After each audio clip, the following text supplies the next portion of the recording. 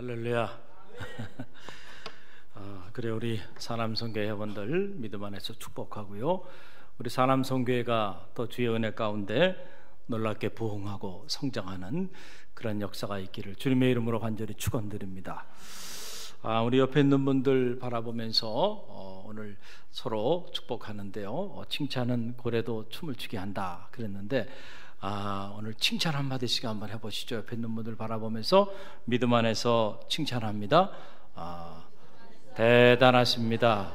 네, 아름다우십니다. 할렐루야. 그래요. 오늘 이 오후 예배 참여하신 여러분들 대단하십니다. 우리 식사하고 몸도 피곤할 텐데 또 이 말씀의 자리에 이렇게 참여하는 그 열정이 아름답고 또 말씀과 함께 있을 때에 하나님의 참 평안이 우리 가운데 임하고 하나님의 역사가 바로 말씀 안에 있을 때 임하게 된다는 사실 잊지 마시고 그 축복을 누리는 우리 갈릴리교회 모든 성도들 되시기를 간절히 바랍니다. 오늘부터 이 야고보서의 말씀을 이 오후 찬양 예배를 통해서 함께 시리즈로 묵상하기를 원합니다. 이 야고보서는 총 5장으로 이루어져 있는 대단히 짧은 그러한 말씀의 책입니다. 그런데 그럼에도 불구하고 많은 논쟁을 가져왔던 그런 책이기도 합니다. 이신칭의, 즉 믿음으로 의로워진다라고 하는 이 종교개혁의 정신에 위배되는 책으로 이렇게 여겨지기도 했어요. 그래서 이행칭의, 즉 행위로 의로워진다라고 이렇게 주장하는 그런 내용이 담겨있는 책이라고 해서 지푸라기 서신이다 하면서 이 야고보서를 이렇게 가볍게 여기거나 경홀하게 여기거나 가치 없는 그러한 서신으로 여기기도 했던 것이 사실입니다. 그런데 우리가 실제로 이 야고보서를 묵상해 보면 그것이 얼마나 잘못된 오해에서 온 것인가라고 하는 사실을 알게 됩니다.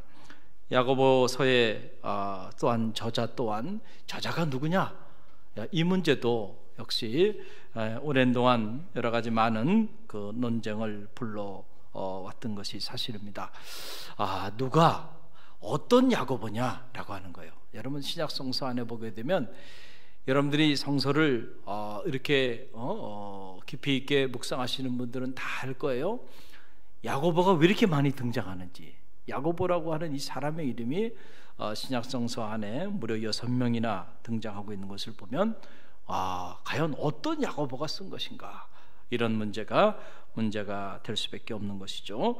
갈라디아서 1장 19절 말씀 보게 되면 주의 형제 야고보, 주의 형제, 주님의 형제 야고보에 대한 기록이 나오고, 마가복음 1장 19절에 보게 되면은 세베대의 아들이자 요한의 형제인 게네사렛 호수의 어부인 야고보에 대한 얘기가 나오고, 마가복음 3장 18절에 보게 되면 알페오의 아들 야고보, 그리고 마가복음 15장 40절에 보게 되면 작은 야고보, 그리고 사도행전 1장 13절 말씀 보게 되면 사도 유다의 아버지 야고보 등 이렇게 여러 야고보가 성서 안에 이렇게 등장해요. 그러니까 과연 야고보서는 그 중에 어느 야고보가 이것을 기록한 것인가 라고 하는 거예요. 여러분 알고 계신가요? 어느 야고보입니까? 바로 이 주의 형제 야고보, 주님의 형제 야고보가 기록하였다라고 하는 말이 가장 설득력을 갖게 됩니다. 왜냐하면 이 사도행전이나 갈라디아서를 읽어보게 되면 야고보와 이 본 서신과의 관계가 조화 가운데 잘 이루고 있는 것을 보게 되기 때문에 그렇습니다. 여러분 사도행전 21장에 보게 되면 사도 바울이 전도 여행을 떠납니다. 전도 여행. 여러분들도 이 전도 여행을 떠나야 되는 거예요. 전도 여행을. 내가 이번에는 전도 여행을 저기 독도로 가겠다, 우리 강화도로 가겠다, 아니면 내가 이번에 필리핀으로 가겠다, 어디로 가겠다. 할렐루야. 그래서 믿음 안에서 내가 복음을 전하기 위하여 내가 주님께서 부르시는 곳에 가서 복음을 전하겠다. 이 사도 바울이 복음을 전하기 위하여 전도 여행을 했는데 이 3차 전도 여행을 하고 사도 바울이 돌아와서 예루살렘 교회로 돌아와서 선교 보고를 하게 됩니다. 왜냐하면은 이게 전도 여행이라는 것이 아무것도 아닌 것 같아도 우리가 믿음 안에서 기도하면서 이 생명의 말씀인 복음의 씨앗을 가지고 나가게 되면요, 놀랍게도요, 그 당시에는 아무런 역사가 일어나지 않는 것 같은데 지나고 나서 보면은 그 지나간 그 자리에 어떤 역사들이 나타나요? 복음의 역사들이 나타난다니까. 할렐루야. 생명의 역사들이 나타나는 거고 교회가 세워지는 거고요. 할렐루야. 복음을 가지고 하나님의 사람들이 머무는 곳곳마다 거기는 생명의 역사들이 나타나는 거예요. 우리가 정말로 복음의 담지자로 이 생명의 복음을 소중하게 생각하고 믿음으로 이 복음의 씨앗들을 뿌리면서 가면은요, 훗날 역사가 나타나는 거예요. 그래서 세워진 교회들이, 그 초대교회 그 수많은 교회들이 그렇게 세워진 거 아닙니까? 그래 예루살렘으로 와 선교 보고를 하는데 누구에게 보고를 하냐면 바로 주의 형제 야고보에게 보고하는 내용이 나와요. 왜냐하면 당시 주의 형제 야고보가 예루살렘 교회의 영적인 지도자로 그렇게 자리하고 있었기 때문에 그렇습니다. 이후에 이 야고보는, 여러분, 스데반이 사도행전을 보게 되면 돌로 맞아 복음을 전하다가 순교를 당하게 되는데, 이 야고보 사도도, 주의 형제 야고보도 복음을 전하다가 스데반처럼 돌로 맞아 마지막 순교를 하게 됩니다. 이 짧은 야고보서 안에는 그의 신실하고 경건한 그리스도인으로서의 삶이 흠뻑 젖어 있는, 그 안에 이 짧은 5장의 말씀 속에 놀라운 그런 삶이 묻어 있는 것을 보게 됩니다. 오늘은 1장 1절의 말씀을 저와 여러분이 잠시 묵상하길 원하는데요, 여기 보게 되면 본 서신에 수신자가 나오죠. 수신자. 누구에게 이 서신을 보내는 거예요? 지금 보니까 흩어져 있는 12지파에게 이렇게 말했어요. 왜 12지파, 믿음의 12지파들이 다 흩어졌을까? 흩어지다는 건 디아스포라라고 하는 거죠. 흩어져 버렸어요. 예루살렘에 모여서 믿음의 길을 걸어가면 좋은데 그들이 예루살렘에 모여 있다가 각지로 다 흩어져 버리게 됐다. 왜 흩어졌냐 하면은 박해 때문에 흩어진 거예요. 박해. 근데 놀라운 사실은요, 결과론적으로 보면 박해 때문에 그들이 각지로 흩어졌는데 그 흩어진 곳에서 역시 그들이 뭐를 전했어요? 복음의 씨앗을 뿌린 거예요. 할렐루야. 그래서 그것이 결국은 박해 때문에 흩어졌는데 그 흩어진 것 때문에 복음이 예루살렘뿐만 아니고 온 지역에 전해지게 되는 그러한 또한 계기가 되는 거예요. 그런 면에서 보면 복음을 가지고 있는 사람들은요, 박해를 받아도요, 오히려 그 박해가 유익하고 박해를 통해서도 하나님의 역사가 나타나는 거예요. 할렐루야. 여러분, 이 불씨라고 하는 거 있잖아요. 이 불씨라고 하는 게 그렇잖아요. 불씨라고 하는 게 이렇게 우리가 이 불씨를 잘못 건드리면 불씨가 다 흩어집니다. 그래가지고 주변에 불이 다 붙잖아요. 우리가 다 이 복음의 불씨들이에요. 그 여러분들이 이 복음의 불씨들인 여러분이 흩어져가지고 뭐를 해야 돼요? 불을 질러야 돼요. 불을 질러야 돼요. 할렐루야. 이 불 질른 이 대목만 들으면은 소방서에서 큰일 나겠죠. 야, 갈릴리교회 목사님이 불을 지르래, 불을 지르래. 앞뒤를 다 맥락을 보고 해야죠. 사람들이 이렇게 보면 앞뒤 전후좌우 다 끊어버리고, 사람 말이라는 게 그래요. 그것만 딱 가지고 얘기하면 불 지르라고 불명히 그랬죠, 제가. 그런데 무슨 불을 지르라 그런 거예요? 복음의 불을 지르라는 거예요. 흩어지는 곳곳마다. 할렐루야. 전도는 다른 게 아니에요. 불을 지르는 거예요. 불을 지르는 거예요. 여러분들이 만나는 사람들에게 복음의 불을 붙이는 거예요. 그러면 그걸로 인해서 믿지 않는 가정들에게 복음의 역사들이 나타나게 되는 거 아닌가요? 할렐루야. 여러분, 그래서 어떻게 보면 전도가 어려운 것 같지만 사실은 또 전도가 쉬운 거예요. 불은 누가 줬어요? 주님이 우리에게 줬어요. 불씨를 다 줬습니다. 근데 우리가 그 불씨를 가져가갖고 불만 붙이기만 하면 되는, 통로 역할만 하는 거예요. 내가 사람의 마음을 변화시킵니까? 아니에요. 어떻게 사람이 사람의 마음을, 그거 쉽지 않아요. 결단코 안 됩니다. 그러나 복음의 능력이 있기 때문에, 할렐루야, 이 능력이 있는 이 복음을 내가 그냥 전하기만 하면은 역사는 하나님이 하시는 거예요. 중요한 건 오늘 우리가 전하지 않는다는 게 오늘 우리의 문제가 여기에 있는 거죠. 불씨를 붙이는 게 중요해요. 할렐루야. 복음은 불씨를 붙이는 거죠. 소문을 내는 거예요. 소문을 내는 거예요. 그냥 큰 소문을 내는 거예요. 어떤 소문? 복음의 소문을 내는 거죠. 할렐루야. 여러분 소문 내는 거 잘하시잖아요. 안 좋은 이야기만 소문 내지 말고요. 그런 입술이 되면 안 돼요. 복음의 소문을 내는 자들이 돼야죠. 할렐루야. 우리 주님이 너무너무 좋으신 분이다. 내가 신앙생활 해보니까 주님의 은혜가 놀랍다. 이렇게 소문을 내는 거예요. 소문을 내는 거예요. 흩어져가지고 우리 갈릴리교회 성도들이 이 지역에 흩어져가지고 막 이 소문을 내기 시작하면 이 지역에서 갈릴리교회 모를 사람이 있겠나. 할렐루야. 복음이 전해지지 않는 땅이 있겠는가. 그런데 의외로 우리가 입을 다물고 산단 말이에요. 입을 다물고 살아요. 복음을 전하지 않는단 말이에요. 모이면 기도하고 흩어지면 전하자. 할렐루야. 이번 가을에 성교회는 성교회별로 이런 복음의 역사를 이루는, 그래서 이 한 해가 마감되어질 때 정말 부끄럽지 않는 그리스도인으로 하나님 앞에 설 수 있도록 여러분들이 믿음 안에서 복음을 전하는 지역들이 되길 바랍니다. 선교보고를 이렇게 한 거예요. 선교보고를 하는데 그들이 왜 이제 이게 흩어지게 됐냐면, 흩어진 이유가 박해 때문에 그런 거예요. 박해 때문에 극심한 박해가 있었던 거예요. 무려 300년 동안이나 이 박해가 이어졌고요. 그래서 313년에 콘스탄틴 대제가 기독교를 국교화하기 전까지는요, 네로 황제 때 일어났던 그 엄청난 그 박해, 그런 정도의 박해가 무려 10번이나 있었어요. 그래서 어떤 이들은 저 카타콤이라고 하는 무덤 속에 들어가서 대를 이어가면서 신앙의 지조를 지키기 위하여 그렇게 이 박해 상황 속에서 믿음의 길을 걸어간 이들도 그 300년의 기독교 초기 역사 속에 있었다는 거예요. 오늘 그러한 박해로 인해서 각지에 흩어져 그렇게 살아가고 있는 형제들, 그 형제들에게 믿음의 서신을 보내는 서신이 바로 무슨 책이에요? 야고보서예요. 이 야고보서. 우리가 이런 내용을 알고 이 야고보서를 대하게 되면 우리의 마음가짐이 달라지게 되죠. 이 야고보 사도는 이 야고보서의 첫 문을 열면서 자기 자신을 지금 누구라고 이렇게 말을 하고 있나요? 오늘 말씀 보게 되니까 자기는 누구라고요? 예수 그리스도의 종이다. 한번 따라 보세요. 예수 그리스도의 종.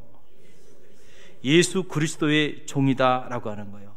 야고보서가 기록된 시기로 보면 그가 순교당하기 바로 직전이니까 주 한 62년경 이렇게 되는데, 여러분 그 당시 종이라고 하는 것은 지금의 종의 개념과는 다르죠. 지금은 우리가 종이라는 말조차도 이제는 사라져버렸죠, 우리 사회 안에서. 그러나 우리 사회도 얼마 전까지만 해도 주인이 있고 종이 있는 사회였어요. 그런데 당시 종이라고 하는 거, 이 돌로스라고 말하는데 이 종이라고 하는 거는요, 사람이 아니에요. 인격체가 아니란 말이죠. 그냥 주인의 소유물에 불과해. 주인이 마음대로 사고 팔고 할 수 있는 거예요.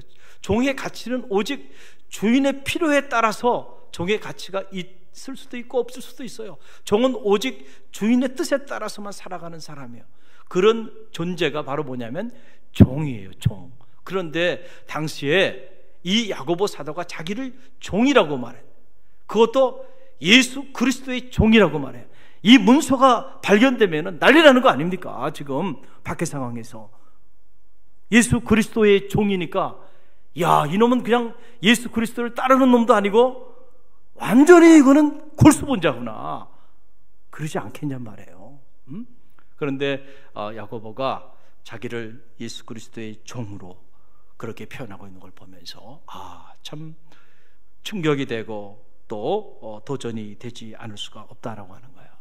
그리스도인이 된다고 하는 것은요, 이 종의식을 갖는 거예요. 종의식. 한번 따라. 종의식.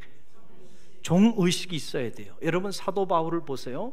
사도 바울이 신약성서의 3분의 1을 기록했고, 특별히 사도 바울이 로마서를 기록하면서 로마서 복음서를 제외하고는 가장 신학적인 깊이가 있는 책이 이 로마서인데, 로마서의 첫 문을 열면서 사도 바울이 뭐라고 말하나요? 성경에 보게 되니까 로마서 1장 1절에 사도 바울이 예수 그리스도의 종 나 바울은 이렇게 시작하면서 로마서의 문을 열어요. 나는 누구인가? 나는 예수 그리스도의 종이다 라고 하는 거예요. 예수 그리스도의 종인 내가 이제 주님의 말씀을 받아 로마에 있는 교우들에게 믿음의 권면을 하는 거죠. 할렐루야. 여러분, 엄청난 고백이 아닐 수가 없어요. 사도 바울은 당시에 가말리엘 문화생, 가말리엘 그러면은 당시에 솔로몬 다음으로 지혜 있는 사람이 가말리엘인데, 그 지혜자인 가말리엘에게서 공부를 배운 사람이에요. 최고의 엘리트죠. 유대인 중에 유대인이었고 로마인 중에 로마인이었어요. 당시 사회적 신분으로 보면 1% 이내에 드는 그런 고위 관료이면서 그런 엘리트 중에 엘리트였어요. 그런데 그 사람이 자기를 뭐로 표현하는 거예요? 지금 나는 종이다는 거예요. 종. 예수 그리스도의 종이다 라고 하는 이런 말로 표현하고 있는 걸 보게 됩니다. 사랑하는 성도 여러분, 그리스도인이 된다고 하는 것은 바로 우리가 스스로 종이 되는 것을 의미하는 거예요. 이것이 갖는 의미는 뭐냐면, 내가 그리스도인이 됐다고 하는 것은 이제 더 이상 내 삶의 주인이 누구예요? 내가 아니고 누가 내 삶의 주인이에요? 누가 내 삶의 주인이에요? 주님께서 내 삶의 주인이 되신다. 그러니까 자동적으로 나는 그분의 종이 되는 거죠. 자, 내 삶의, 내 인생의 운전대를 이제는 내가 이렇게 몰고 왔는데, 모든 것을 내가 판단하고 내 가치관에 따라 살아왔는데, 주님이 주인이, 내 인생의 주인이 되는 순간부터는 우리는 누구의 생각을 따라 움직여야 돼요? 주님의 생각. 주님께서 이러이러한 일에 대하여 어떻게 생각하고 계신가? 주님의 결재가 없이는 한 발짝도 움직이면 안 돼요. 종은 오직 주인의 지시에 따라서만 움직이는 거예요. 그렇잖아요? 그게 바로 종이에요. 예수 그리스도의 종이 됐다라고 하는 말은, 이제 나는 더 이상 내 생각대로 사는 사람이 아니고, 내 인생의 주인이 더 이상 내가 아니고 오직 예수 그리스도가 내 인생의 주인으로 내 삶의 보좌에 왕림하셔서 내 삶을 움직이는, 나는 오직 그분의 뜻을 따라서만, 그분이 죽으라 하면 죽고 살라 하면 살고 가라 하면 가고 멈추라 하면 멈추는 그런 사람입니다 라고 하는 이러한 얘기죠. 그리스도가 된다고, 그리스도인이 된다고 하는 것은 바로 우리가 이런 삶을 사는 것을 의미합니다. 그 사도 바울이 고린도 교우들에게 말합니다. 고린도전서 9장 19절에서 보게 되면, 내가 모든 사람에게 자유로우나 스스로 모든 사람에게 종이 된 것은 더 많은 사람을 얻고자 함이라. 할렐루야. 나는 참 자유자였지만 내가 스스로 종의 자리로 내려간 이유는 다른 것이 아니고, 더 많은 사람을 얻기 위하여 나는 스스로 종이 되었다. 이것을 자발적 가난이라고 하는 거죠. 내가 강요에 의한 것이 아니고 내 스스로 종의 자리로 내려간 거예요. 할렐루야. 마치 예수님께서 스스로 그 높고 높은 보좌를 버리시고 가장 낮은 삶의 자리 가운데 스스로 내려오셨듯이, 종의 형체를 가지고 내려오셨듯이 우리도 스스로 높은 자리에서 낮은 자리로 내려가는 거예요.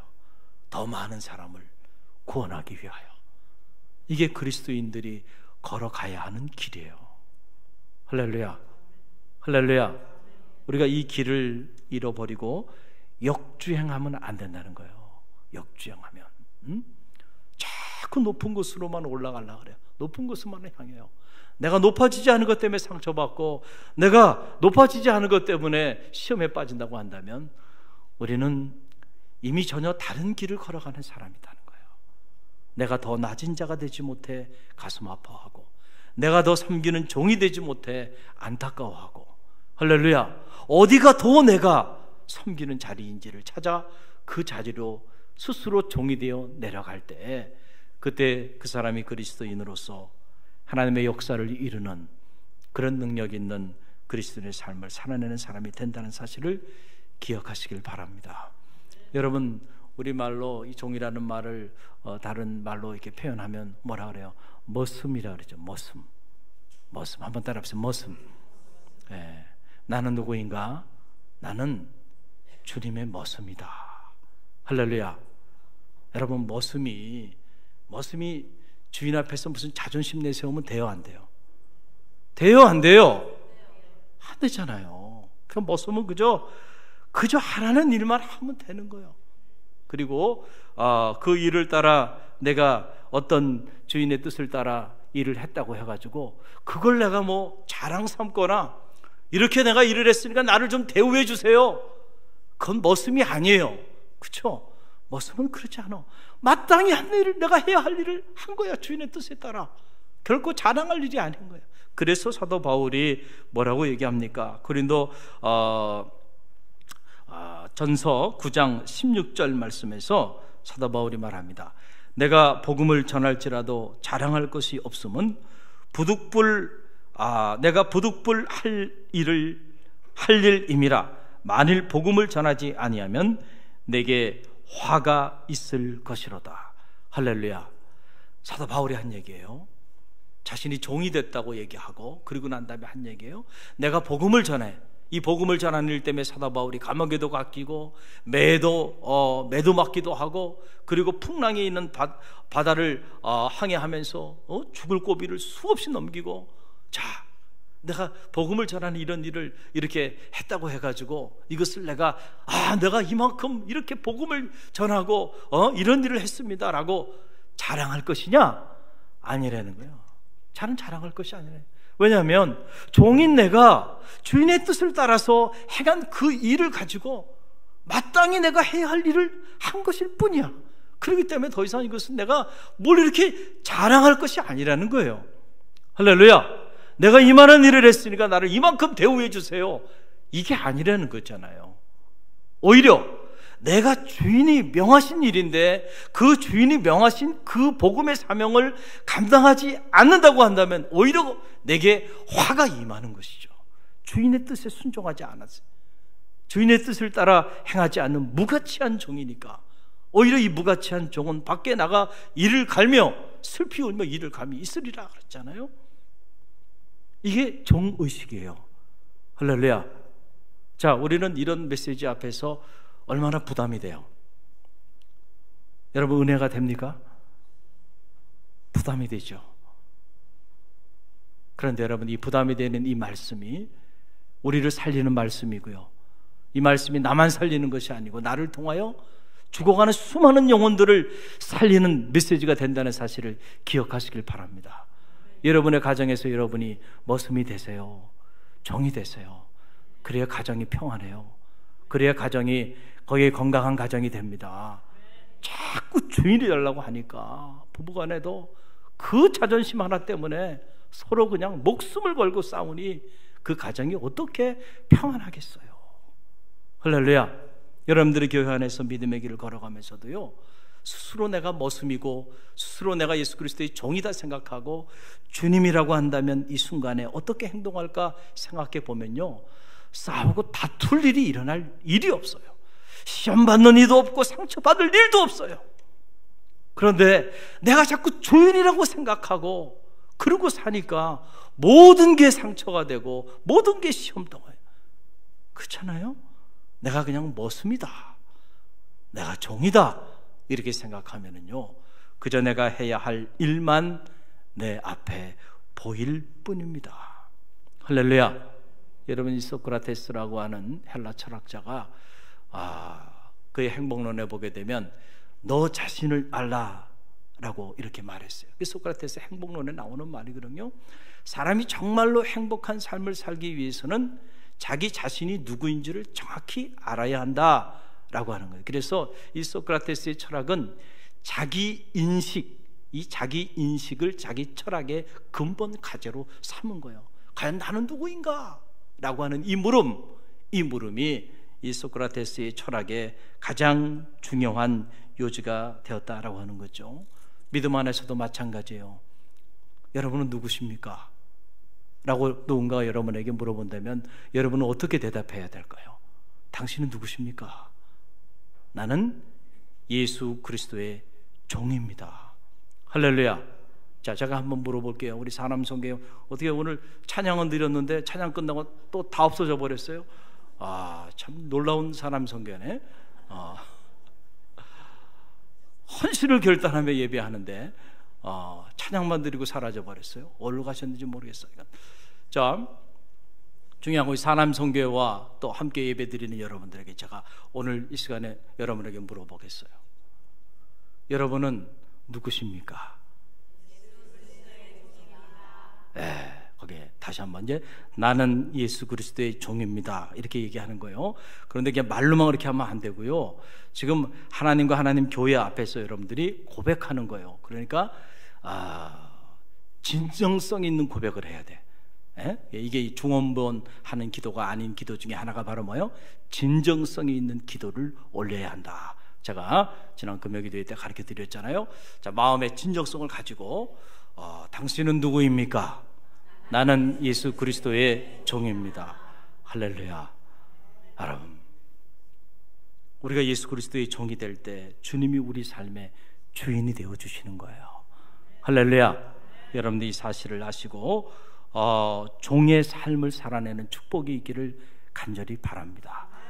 여러분, 얼마 전에 이 퇴임식을 한 이순진 전 합동참모본부장, 이분의 군생활이 참 화제가 됐죠. 군생활 중에 그 미담, 그 따뜻한 이야기들이 부하들을 향한 따뜻한 배려들, 이런 부분들이 사회적으로 화제가 됐어요. 그런데 동시에 또 그의 후임으로 어느 현직 육군 대장 부부의 공감병 갑질 문제로 사회가 시끄럽기도 했습니다. 여러분 다 아시죠? 얼마나 사회가 요란했어요. 더 부끄럽고 고개를 들 수 없는 것은 바로 그 육군 대장 부부가 교회 장로고 교회 권사였다는 사실이에요. 더 부끄러운 거는 그들이 신앙이 좋은 훌륭한 장로, 훌륭한 권사였다는 거예요. 그래서 교회에서 간증도 하고 그랬다는 거예요. 참 제가 이런 모습을 보면서 마음에 참 여러 가지 생각을 하게 됩니다. 과연 신앙이 좋다고 하는 게 뭔가? 라고 하는 물음을 다시 한번 물어보게 되는 것이죠. 얼마나 부끄러운 사건이었어요. 그런데 여러분, 그 사건의 주인공이 신앙이 좋다고 하는 장로, 권사 부부였다고 하는 이 사실이 오늘 우리를 너무 부끄럽게 만들고 있다라고 하는 사실이에요. 그리스도인이 된다고 하는 것이 무엇인지를 모르는 차원에서 신앙생활을 해온 거예요, 평생을. 그러니까 얼마나 부끄러운 일이에요. 얼마나 하나님의 영광을 가리우는 일이고 얼마나 교회의 욕을 먹게 하는 이런 일이냐 말이에요. 우리가 정신을 차려야 되는 거죠. 예수 그리스도의 종인, 내가 예수 그리스도의 종이라는 이 종의식을 가지고 있었다고 한다면 아무리 세상적으로 그렇게 높은 자리에 있다 할지라도 더 섬기는 자의 모습으로 살아야 되는 거 아니에요? 그래야 빛이 나는 거잖아요. 할렐루야. 그래서 그렇게 축복해 주셔서 그런 자리에 있게 하면 하나님을 영화롭게 하고 교회를 영화롭게 하고 그 삶을 통하여 선교의 문을 여는 사람이 돼야지, 선교의 문을 닫아버리고 그리고 이렇게 부끄러운 상처를 여러분 사회에 남기는 사람이 된다는 불행한 인생이다라는 생각이에요.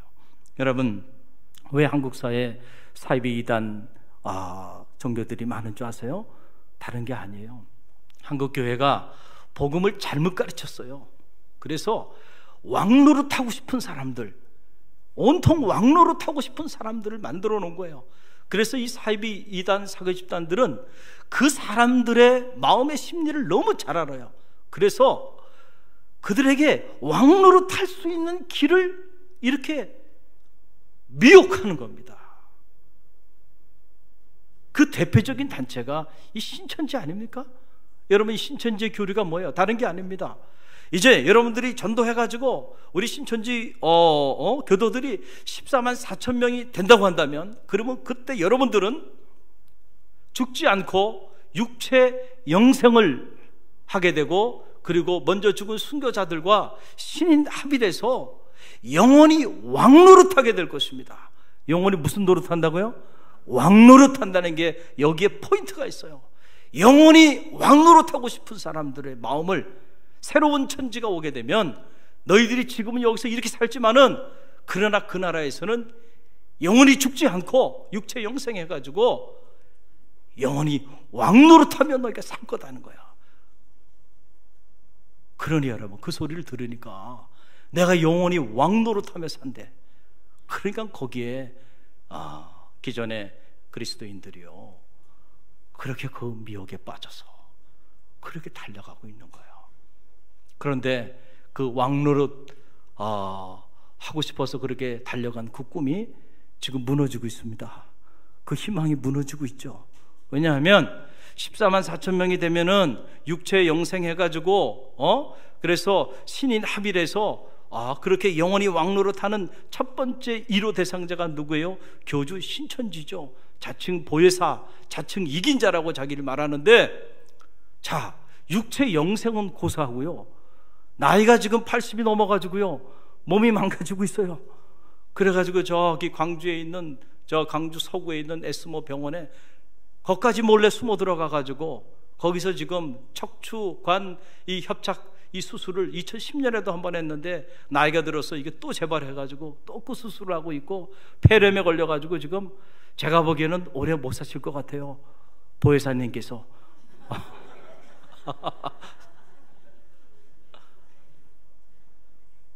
아니, 지금 과천에 새하늘과 새 땅, 과천에 그 신천지에 새하늘과 새 땅이 도래한다 그래서 신천지 교도들이 과천에 어마어마하게 땅을 사고 과천에 다 몰려들어서 과천이 신천지화 지금 되고 있는 도시가 되고 있는데, 왜 과천에서 치료 안 받고 말이죠, 저 광주까지 도망 내려가가지고 교도들이 그 사실을 알면은요 난리가 나고 충격이 나는 거예요. 충격이 나는 거예요. 여러분, 옛날에도 뭐 박태선 장로가 뭐 엄청나게 막 신앙촌 막 어마어마했잖아요.